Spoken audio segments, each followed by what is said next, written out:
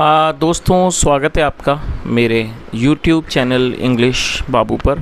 और आज मैं फिर हाजिर हूँ आपके साथ एक नई स्टोरी लेकर।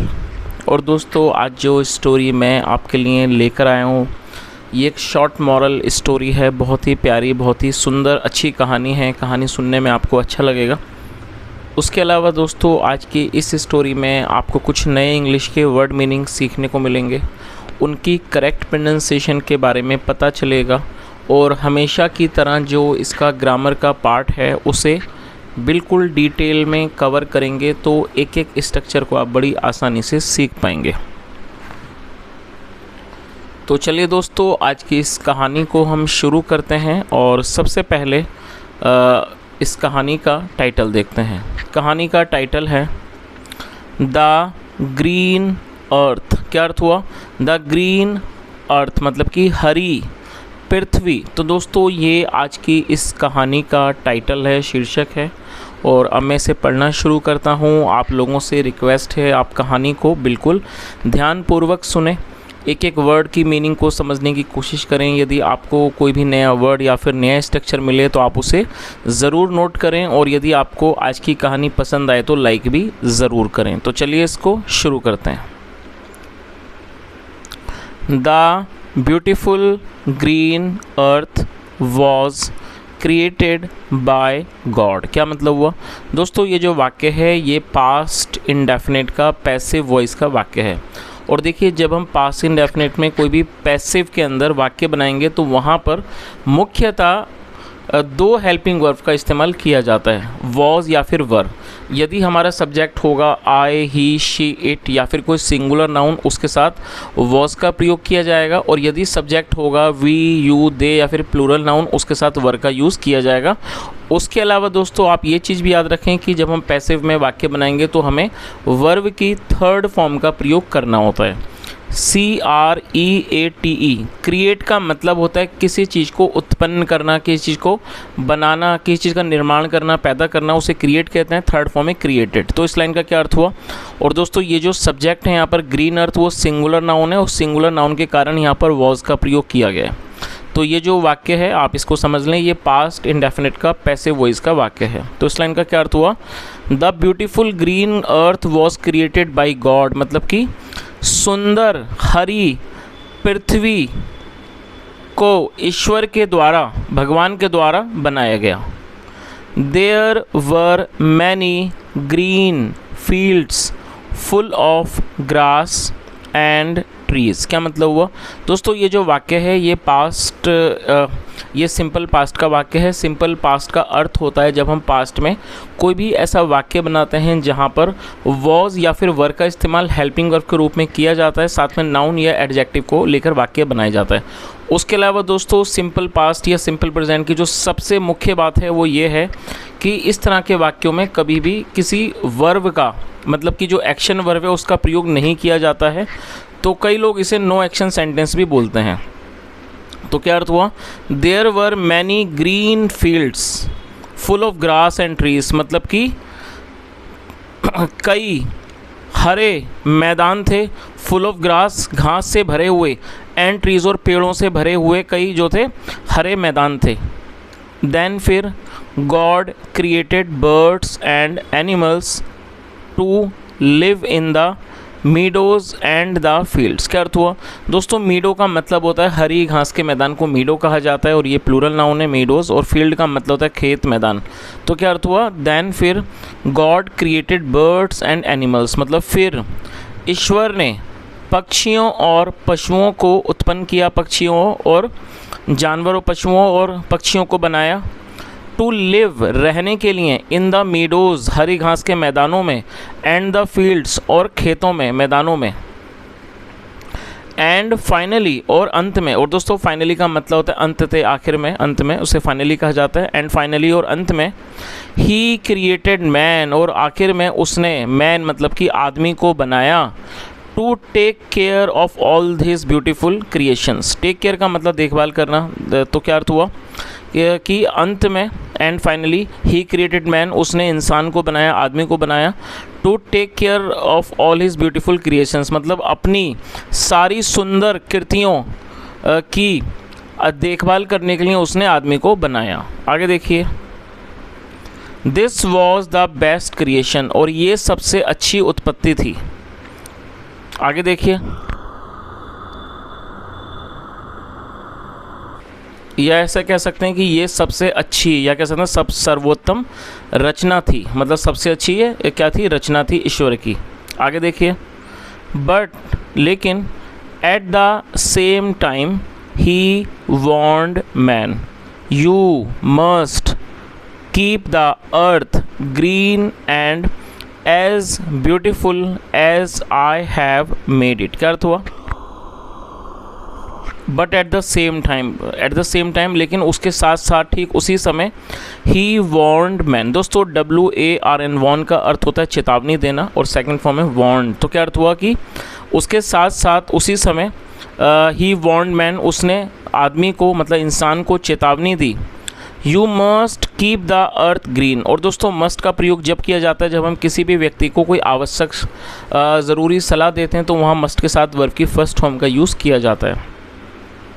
You must keep the earth green, आपको अवश्य ही अर्थ को मतलब पृथ्वी को हरा रखना चाहिए, एंड और एज ब्यूटीफुल, और उतना ही सुंदर जितना आई हैव मेड इट, जितना मैंने इसको बनाया है। और दोस्तों यहाँ हैव के साथ वर्ब की थर्ड फॉर्म का प्रयोग किया गया है। ये प्रेजेंट परफेक्ट का वाक्य है। प्रेजेंट परफेक्ट मतलब वर्तमान में किसी क्रिया का पूरा होना पाया जाना, जहाँ पर हैज़ हैव के साथ वर्ब की थर्ड फॉर्म का प्रयोग किया जाता है। तो इस पूरी लाइन का क्या अर्थ निकला कि उसी समय उसके साथ साथ उसने मतलब कि चेतावनी भी दी, किसने दी, ईश्वर ने, कि you must keep the earth green, कि आपको अवश्य ही धरती को हरा रखना चाहिए, and as beautiful as I have made it, और उतना ही सुंदर जितना मैंने इसे बनाया है।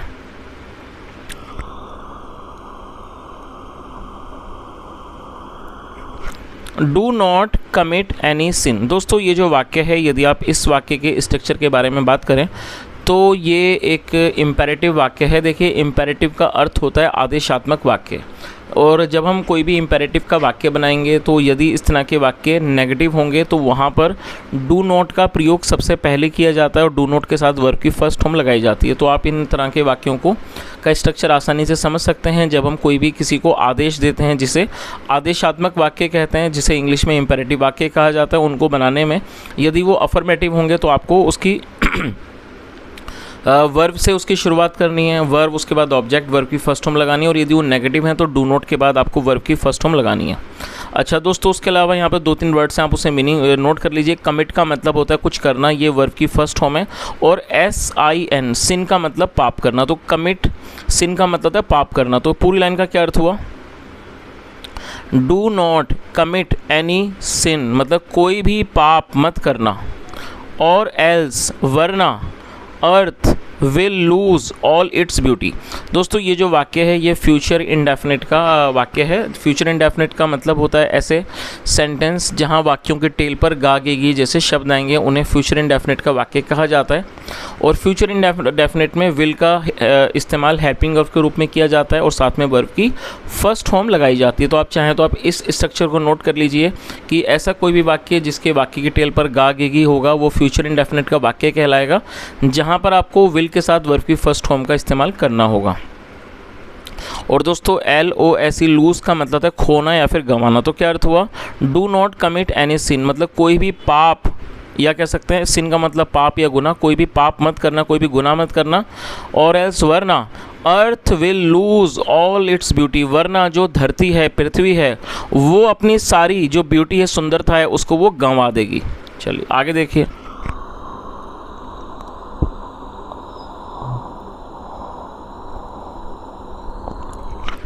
देन फिर मैन केम टू अर्थ। और दोस्तों ये भी पास्ट इंडेफिनिट का ही वाक्य है जहाँ सेकंड फॉर्म लगाई जाती है।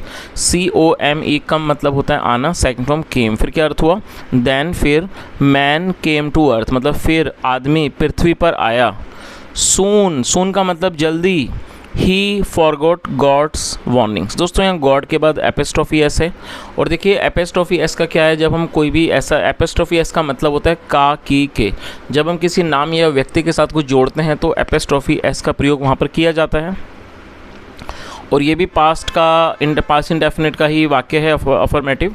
और जहाँ सेकंड फॉर्म लगाई जाती है FORGET, फॉरगेट का मतलब होता है भूलना, फर्स्ट फॉर्म है, और सेकंड फॉर्म है फॉरगॉट। तो इस लाइन का क्या अर्थ हुआ, then man came to earth, फिर आदमी पृथ्वी पर आया, soon he forgot God's warning, warning मतलब चेतावनी, ये नाउन है, जल्दी ही वह ईश्वर की चेतावनी को भूल गया।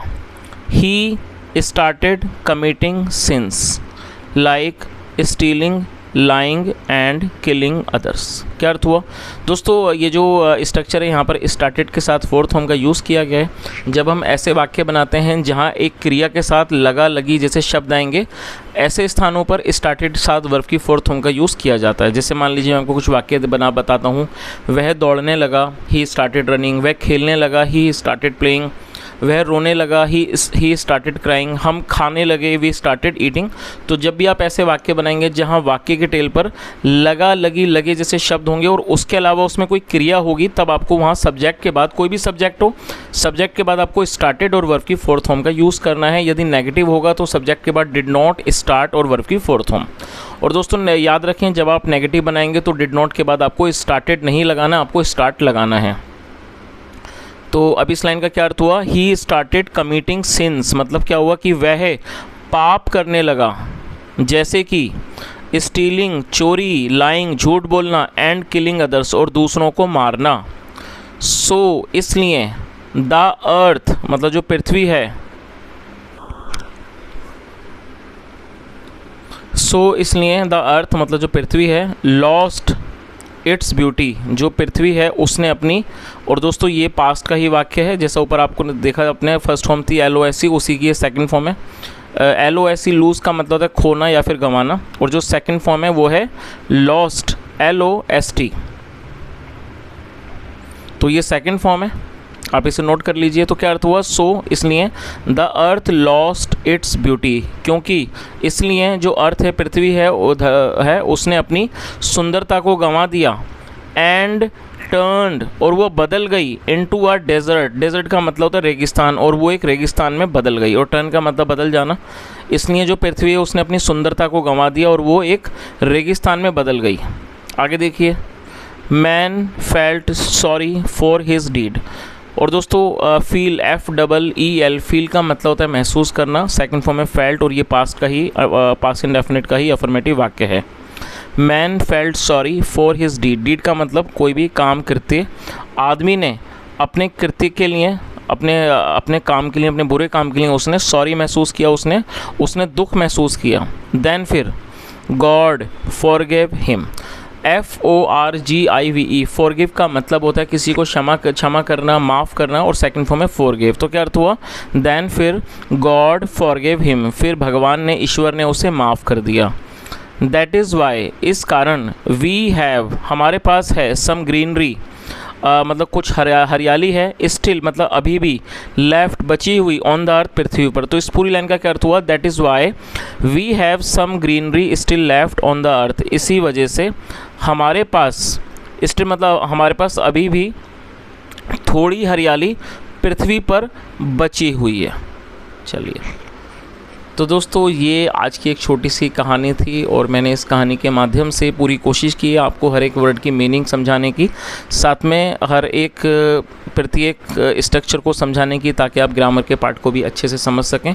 और यदि आपको मेरा प्रयास अच्छा लगा हो तो दोस्तों आप इस वीडियो को ज़रूर लाइक करें। और उसके अलावा दोस्तों I would like to tell you something, sometime I see comments like people asking me, sir if we watch your videos can we learn English speaking? So today I would like to talk to you about English speaking. So listen to me carefully, because you know I'm going to give you few tips which are going to help you a lot to improve your spoken English. So guys, first of all you need to understand that when you want to speak in English, you must understand this fact that you know when you want to read something, when you want to improve your reading, then you need to start reading. If you want to improve your writing skills, then you need to start writing. But when you want to improve your spoken skills and you want to become a good speaker, then obviously you need to speak. So now I hope you can easily understand what I am trying to say. So guys, if you really want to improve your communication skills and if you want to become a good speaker in English, so what you are supposed to do, you should start doing some practice. How can you do some practice? Maybe just try to talk to yourself, stand in front of mirror and try to talk to yourself. And maybe if you have any friend who can speak in English, just take any topic or anything and just talk about that and try to speak in English as more as possible. If you do not have anyone who can talk to you in English, you can talk to yourself, just stand in front of mirror. And apart from this, when you think something, start thinking in in your mind in English only. So what will happen, first of all, when you are talking to yourself or when you are just thinking in English, I am sure that you will not feel any hesitation. So you will feel quite comfortable. And by doing such practice, you will start making small sentences, and slowly when you start speaking to someone in English, it will definitely improve your skills, right? So I hope you can understand what I'm trying to say. So guys, just keep practicing, keep learning. Thank you so much for listening. Have a nice day and bye.